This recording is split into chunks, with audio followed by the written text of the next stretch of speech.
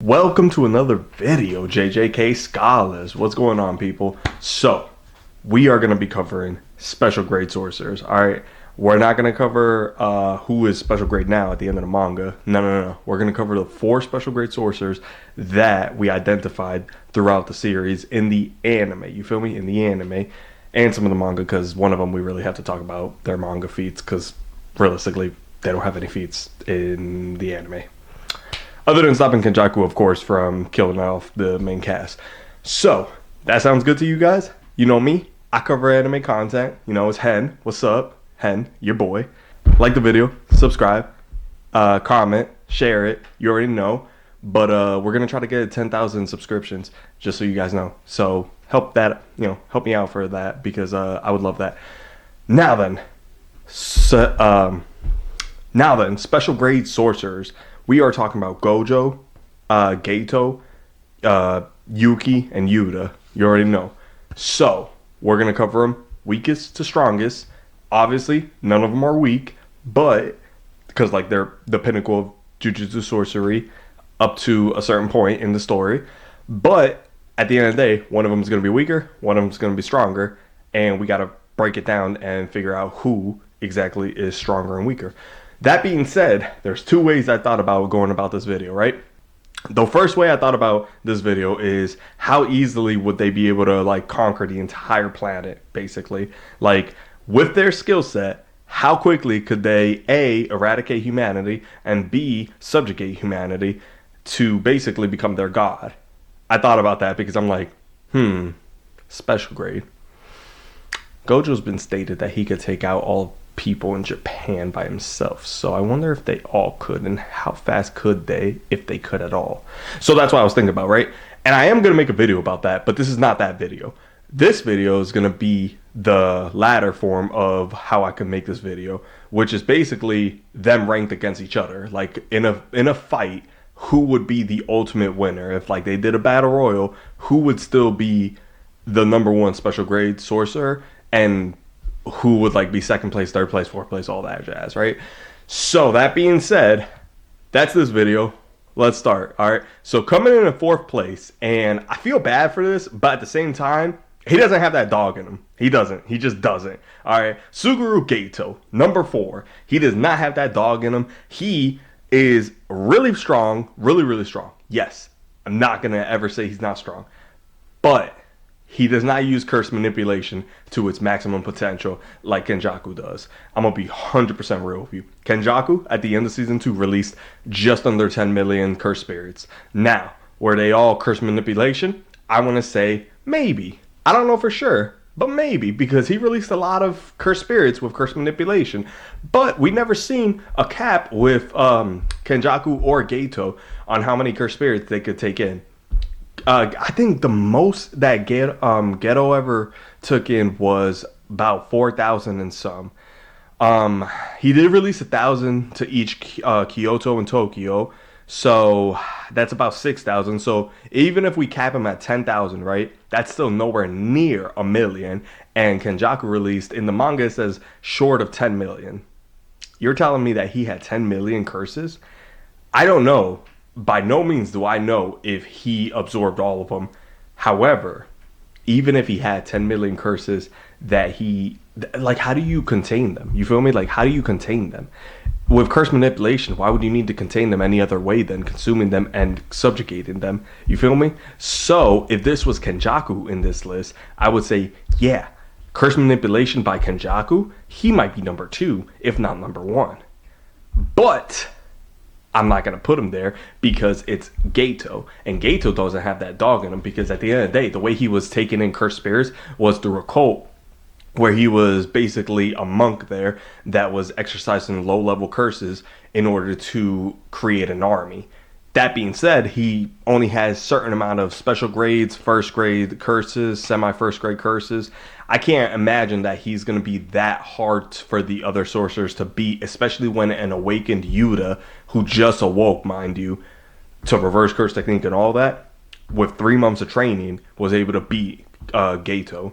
So him being, a seasoned cursed user at this point for over 10 years because they were 18 when they faced Toji. I'm pretty sure that Gojo and Geto were the same age.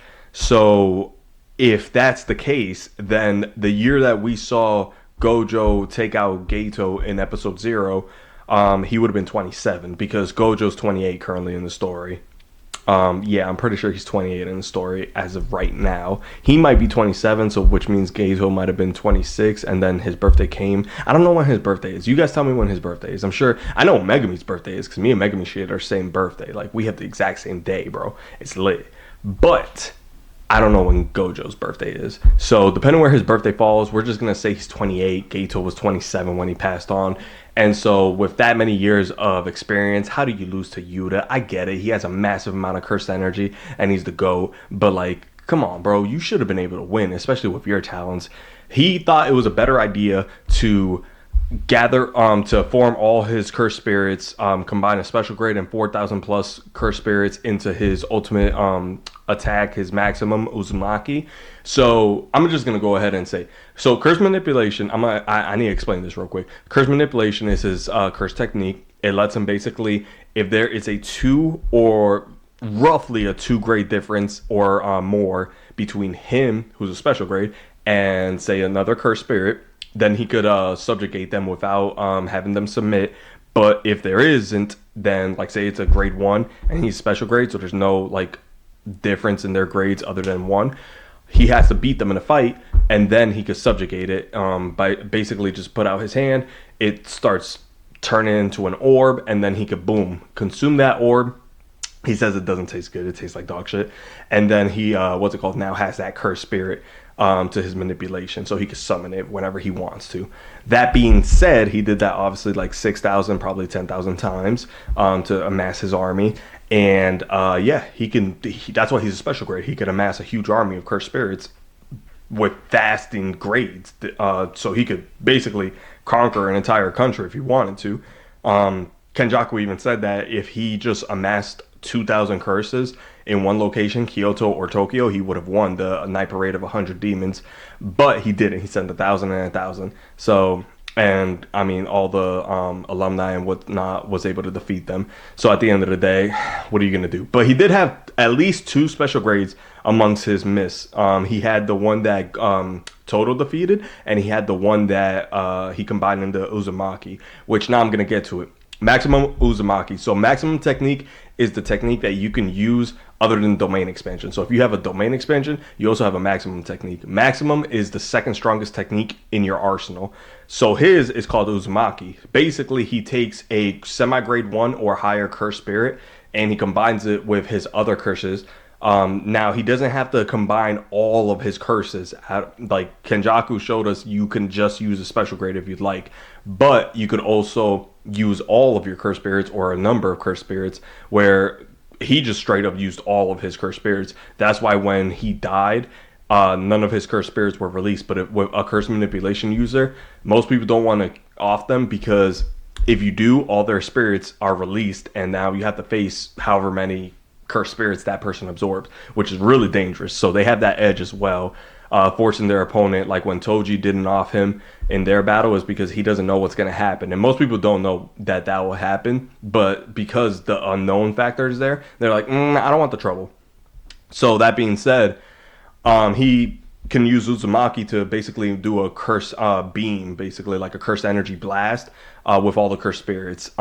It's really nice when you use a semi first grade or higher curse in Uzumaki, especially a special grade, because if you use a special grade, well, guess what? Now you can use their curse technique as well.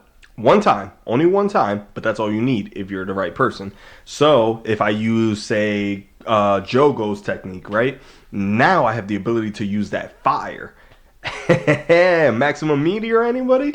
That sounds pretty good to me. But at the end of the day, he would lose. He would lose in a fight versus the other guys. And I know I just said a bunch of amazing things about him, but he does not have that dog in him. He doesn't. All right. He's conflicted for a hot minute in the anime, and then once he does come to reality with what he wants to do, which I don't agree with, but I understand how he got to that point. He is not willing to do the necessary thing and wipe out a sorcerer from the face of the map because he doesn't believe in that. He wants to wipe out non-sorcerers, which is fine. That's not a problem. The problem is that he just does not use his ability to the best like way possible. Like in the battle between Yuta, he uses Uzumaki and he combines all his cursed spirits. That's not really the right move there because you're doing your all-in-one shot, but at the end of the day, you weren't losing in hand-to-hand combat just now. Like you really weren't. Yeah, you got hit with a black flash, but that's because you let your guard down and you were basically instructing this kid while you guys were fighting. Why did you not just release, instead of doing a 1v2, why are you not releasing cursed spirits and making this like you have the numbers advantage? You really do. Like you don't need to just take him on by yourself, but yet he did, and then he combined all of his cursed spirits. Now mind you, if it ended in a draw and he wasn't injured and Yuta wasn't injured, you have zero cursed spirits now. You have no ability to defend yourself other than hand-to-hand combat. That's not ideal for you at all, brother. So I don't know why you did that. And also, 1,000, brother. If you have still like about 5,000 cursed spirits left, and you decided to only send 1,000 to Kyoto and Tokyo, why would you do that? Why would you not send 3-3? Why would you not send 2-2? Why would you not send 1.5 1.5? It's just not the best decision making. So it made me feel like you're not willing to go the step that you need to take. Like you're not willing to push it over the top in order to win. And Gojo stated, you got to be a little bit crazy to be in this line of work. Like you really do. And yeah, he's crazy, but he's crazy in like the racist way. Like realistically, he's not crazy in like the sorcerer way where you will like basically risk life, limb, and everything else in order to get the win. Where everybody else on this list really is, because they shown us that, while Gato really did not have the time to show us that. But other than that, he just has the ability to obviously drop a veil or a curtain, depending on if you read it in the manga or if you watch it in the anime. And he has really good hand-to-hand combat, and he's got some good prowess and intelligence, and he uses like cursed tools and cursed objects like really well. But at the end of the day, like I said, man, he just doesn't have that dog in him to be like number one on this list or even number two. His curse ability is amazing. It's broken, honestly. Used in the right hands, like Gato using it on a scale of 1 to 10, Gato is probably a 4 using curse manipulation, while Kenjaku is a straight up 9. Like, maybe that's a little low. Maybe Gato's like a 5 or a 6. I shouldn't put him too low on that list of like using the ability, because he does use it really well. It's just like he's not willing to like basically go over the top to get the win, where Gojo's sitting here ready to use like 6 slaps blue versus Sukuna in their fight. Like, you don't need to do that, bro, but he will. All right, so that's number 4 is Gato. Number 3 is gonna be Yuki, and Yuki would honestly dog walk Gato for 2 reasons. Number 1, while her body was mangled in her fight with and let me just stop there. There's gonna be spoilers. If you don't want to hear about Yuki, just skip ahead and you'll be able to hear about Yuta. And I'll try to keep Yuta. I mean, I'm gonna spoil the manga stuff with Yuta, but I'm not gonna spoil like who he fights or anything. With Yuki, I need to spoil it. So if you don't want to hear about Yuki, just skip ahead. But there's gonna be spoilers. All right, with Yuki, she fights Kenjaku, right? They go 1-on-1, kind of 1-on-2, because Chozo's in there, but like they kind of take turns. Like they're kind of like Vegeta and Goku taking turns with Kenjaku. So Yuki's up next in her fight with Kenjaku. She's number 2, right? So she comes in there swinging, and Kenjaku has the ability to use gravity control as well. So he kind of mangles her body at one point, and what's it called? She like has a broken arm and whatnot. And instead of using reverse curse technique, because by the way, Gato's the only one who can't use it, which is crazy. He's a special grade and he can't use RCT. That's crazy. And he has a domain expansion. We think it's the one that Kenjaku shows us, but we never saw what its ability was, so there's not much to like really talk about with that. Anyways, back to Yuki. So she has a domain expansion as well, but we don't see it. But basically, it's her technique, just like Gato probably just releases more curses or whatever. But this isn't the domain expansion video. So anyways, let's skip ahead. So Yuki fights Kenjaku, and instead of using RCT to heal herself, because it would distract her from using her technique, it would force her to focus on healing. And she wanted to be on the offense, so she said, nah, I ain't gonna heal. With a broken arm and all, completely injured, she's just laying the smackdown on Kenjaku, like absolutely beating him down. while completely injured and everything. So like that's just crazy. She's insane for that. But and the faces she was making in that in the manga panels were insane. But that being said, yeah, she's insane. Okay, so her ability is called Star Rage. So Star Rage is basically taking virtual mass. Like she's able to convert her curse energy into a virtual mass that doesn't change her density. So she's able to basically like make her fist um have the mass of like say like a semi truck for example, or like a skyscraper. Like if she goes and punches you with that, yeah, that's gonna hurt, bro. Being punched by the mass of a building, yes, that's gonna hurt. So virtual mass is extremely powerful. Her Shikigami Garuda is able to take in the virtual mass as well, and basically she could like make it into a ball, and which turns into basically a cursed weapon, cursed tool, and then she's able to throw it like a bowling ball or like just like a baseball or whatever. And when it impacts something, we saw it impact a special grade curse. Yeah, it completely eradicated that curse. So like if she went up against Gato and he brought out curses, she could just make Garuda go into like a staff mode and just completely decimate everything like easily by touching it. Like with virtual mass, like it doesn't matter because it doesn't matter if like you weigh like 500 pounds or whatever. If I make my mass that I weigh, I guess 10, 30, 50,000, it doesn't matter, and I just cut through you because it's virtual mass. It's not like actual mass. It's not increasing my density or anything. I'm not heavy or anything. I just have that mass now behind my punches and everything. I can still move as quickly or whatever. I could just blow through you, and then it's just I win, bro. So like it would honestly be a horrible matchup for Gato. That being said, she what's it called? She's extremely intelligent. She has simple domains, so she could survive a domain expansion, basically. But she also has her own domain, so why would she have to survive? You feel me? She would just go into a domain battle and see who wins. She's got a great amount of cursed energy. Yeah, she's goated for going up against Kenjaku. They had a great fight. It was fantastic. So Yuki, personally, since this is not the video talking about who would be able to conquer the world as quickly as the other person, which with virtual mass, I mean, like if she's going up against an army, bro, she could send Garuda through them. So yeah, I would say that it's pretty much done up for Gato, and Yuki would come in at number 3. Now, Yuki would be done up if she faces the next guy on this list, which is Yuta, and coming in at number 2, because Yuta and Rika have to come hand in hand. I'm gonna tell you that right now. And Yuta easily has a trump card on Yuki, like a massive trump card, and that's just simply the fact that Rika consumes people's limbs in order to copy their technique. And since we saw Kenjaku able to injure Yuki, yeah, I would wholeheartedly believe that Yuta would be able to injure her. And if Yuta injures her and he takes a portion of her body, then he now has virtual mass. And Yuta virtual mass is scary. I would not want to even consider that as an option.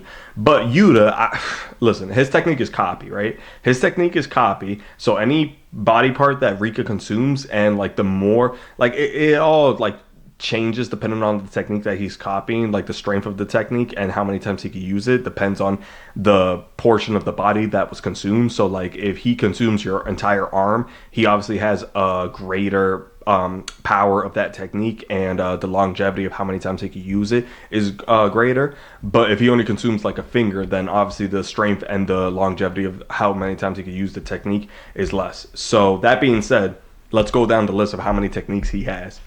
He's copied Curse Speech, which basically if he says don't move, then you're not going to move. He's copied Shikigami, which lets him take strands of his hair and create bat-like Shikigami, which is pretty nice. Sky Manipulation, which lets him grab literally the sky and then pull it like a curtain, bro. It's insane. Imagine if you're going to punch him and he starts manipulating the air like right here, and then like your punch is like your arm turns into like wavy. Like that's insane, bro. He could really like trip you up and like force your attacks to like disappear. Like imagine I'm shooting a beam at him, he takes the curtain, and like now the like beam is going into the curtain and just flying off. Like it's a wicked move. He has the Thin Icebreaker, which allows him to basically punch the air that like you're like punch the sky that like is in front of you, and it causes it to break like thin ice, and then that causes damage to you. It also has shown to be like a type of blast as well. like a curse energy beam type thing, but not like his love beam though. He also has technique extinguishment, which is basically Jacob's ladder, which if you don't know what Jacob's ladder is, let me just tell you, it's the most broken technique in JJK basically, where it completely eliminates all like presence of a cursed technique, cursed tool, cursed weapon, anything. If it hits you and you have cursed energy, bye bye, bye bye. Basically, bye bye. It's lethal, man. He has maximum output, Jacob's ladder, which is insane. He imbued it into his domain expansion to be the sure hit factor, which is just broken. Come on now, why would you do that to people? He has the G war staff. So basically, it's taking the target, like the opponent, it's taking manga panels and attaching it to them, and then it draws blood from them, and then that allows you to see the future of your opponent. It lets you see their future movements and whatnot, so you could basically predict what they're going to do and then go ahead and attack them. He has Shrine, which is basically using Cleave or Dismantle. He has Brain Transplant, which is Kenjaku's ability. Wonder how he got that. He has these are major spoilers, so I'm not actually, he doesn't have these anymore, so I'm just going to skip them. But he has RCT. He has his domain expansion, which is Authentic Mutual Love, which basically spreads katanas around the entire battlefield in his domain expansion. And then he could pick up katanas randomly. And that random katana, he doesn't know what ability he has until he grabs it. Once he has the katana in hand, he has whatever technique he's copied throughout his lifetime. It's imbued in the katana, and then he knows it once he picks it up, so he can use it, and then it disappears because it's a one sure hit, and like that's it. But that doesn't mean that the technique disappears. It just goes into a different katana. So every time he picks up a katana, he can use a new ability. So yeah, it's pretty broken. It's insane. And then he has Rika, of course. Rika is basically a walking armory, which she could open up like basically like I don't even know, darkness. And he has multiple tools, katanas, blades, all that stuff in there. He has this sick tool. It's a steel arm, which basically gives him like literally a steel plated arm. And he can either use it to strengthen his punching, so he could hit really, really hard, which he already hits like he hits like a Mack truck. It's insane. He's so strong because he has so much cursed energy. He has more cursed energy than Gojo. He has more cursed energy than anybody in the series except Sukuna. Sukuna is stated to have, if not more than, twice Yuta's cursed energy. So he has either like double Yuta's or more than double Yuta's cursed energy. That being said, Yuta's already able to punch extremely hard. With that steel arm, he's able to punch even harder. And he can also use it with his katana in order to like basically strengthen his cuts. So yeah, he is insanely strong. But the reason I think he honestly is better than the two previous special grades is, one, he already beat one of them. Two, he would definitely be able to consume a portion of Yuki and then be able to use her technique.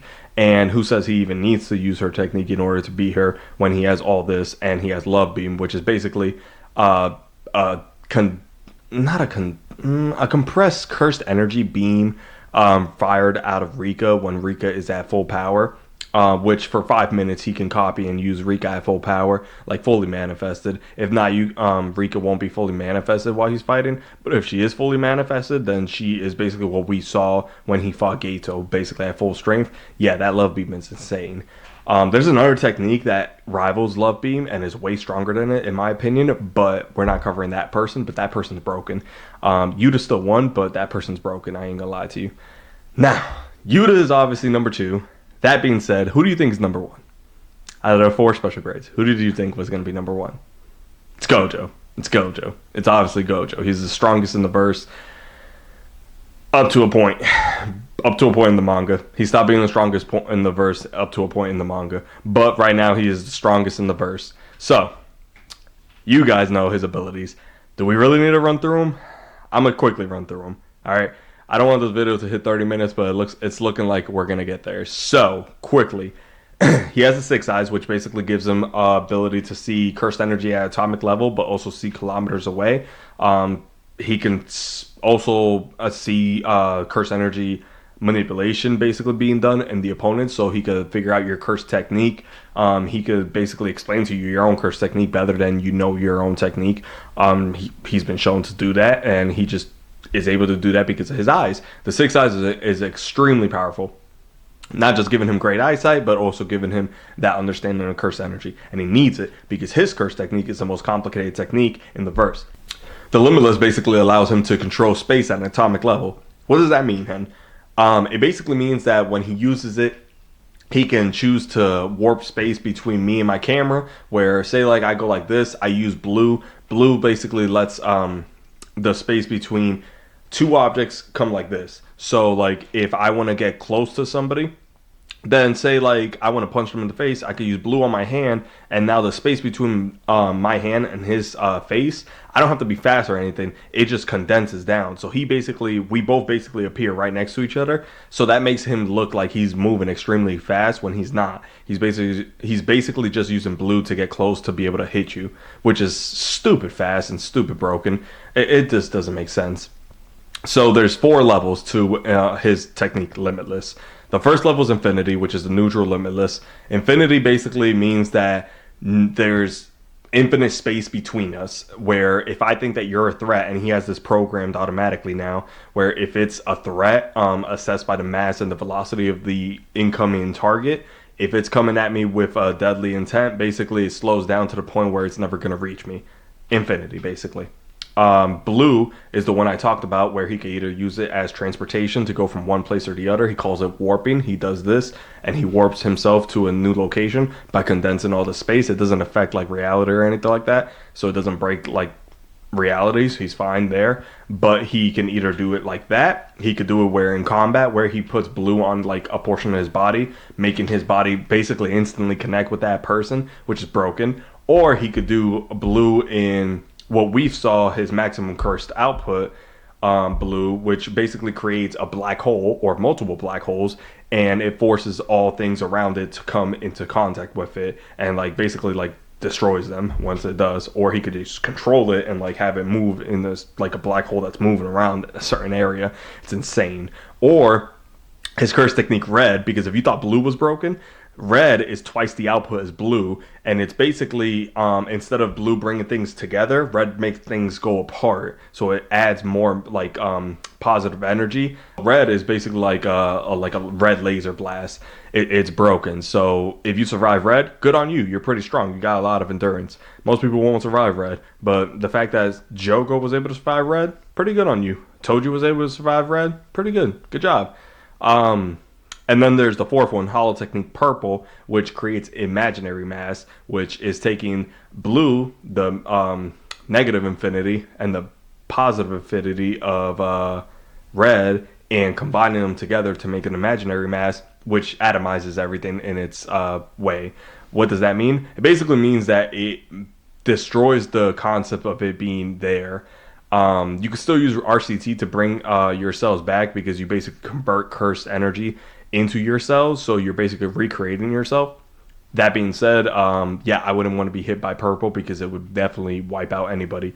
So if he, and like realistically, he could do this. He could create 6 blues up in like the sky, and then he could just create 6 reds, and then combine them all and just make half a dozen purples. And yeah, they would absolutely destroy a city, if not the entire country. And he could just keep doing that, because he does not run out of cursed energy. What do I mean by that? His use of the Limitless and the 6 eyes, he's able to make it that all his techniques use close to 0 cursed energy. So no matter how powerful his techniques are, and they're extremely powerful, they use close to 0 cursed energy, which means no matter what, he won't run out. So it doesn't matter if you have more than him, like Yuta. It doesn't matter if you could create black holes like Yuki, or virtual mass like Yuki, because he could just create a black hole along with it, or he could create imaginary mass himself and be able to wipe you off the face of the planet. And he uses no energy whatsoever to do that. So yeah, when we see him get serious, it's a very scary sight. That being said, he also has reverse curse technique. He has anti-domain techniques. He's been stated that he could take over the whole country by himself if he wanted to, and eradicate all humans. Gee, I wonder where he's going to place in that list. And he's also able to uses domain expansion, which he basically turns you into a vegetable. What do I mean by that? It means that every second you're in his domain, 6 months of information of time and space is being pushed into your brain forcibly. And that means that 1 full second is 2.5 years being pushed into your brain. That being said, 2.5 years every second. Imagine if you're in there for a full minute. God bless you. You're done. So yeah, it took 3 months for normal people to come back to society. I believe 3 months. It might have been 2 months. No, it was 3 months. It was 3 months. So after 2 months of information being pumped into their brain in zero point 0.2 seconds when he uses domain expansion in season two, it took 3 months for them to come back to reality. That being said, imagine a full minute, bro. You're done. So yes, and he would win a domain clash with the others. He realistically, if anything was going on, he would win a domain clash. So yes, Gojo's number one. That being said, like the video, subscribe to the channel, hit the noti bell, and comment on something. Say something nice. I appreciate y'all. Can't wait for the next video. I'm gonna see you guys in that one.